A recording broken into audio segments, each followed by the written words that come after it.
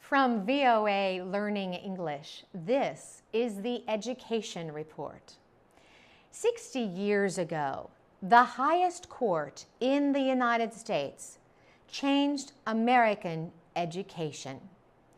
On May 17, 1954, all 9 judges of the Supreme Court ruled against racial separation in public schools.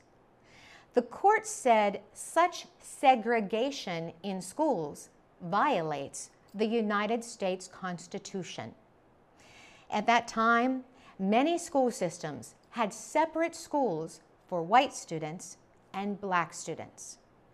The segregation was the result of a court ruling from 1896.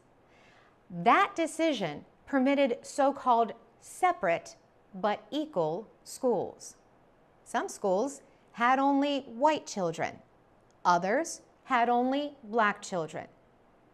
Then, about 60 years later, the case Brown versus the Board of Education came before the Supreme Court. It involved 5 separate legal actions, but it centered on an African-American child in Kansas.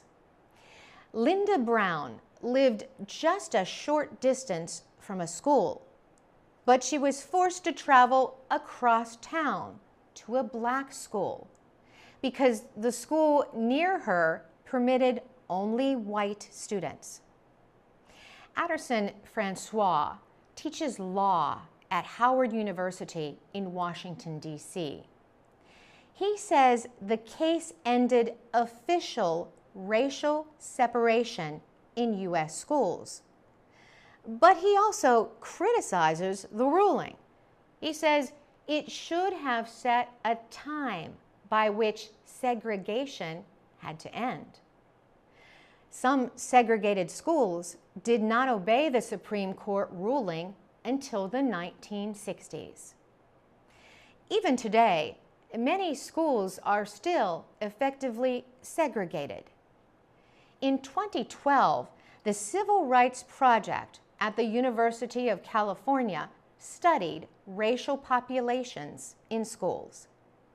The study showed that many schools are less racially mixed than 40 years ago. The study says social and economic issues are partly to blame. For VOA Learning English, I'm Carolyn Presutti.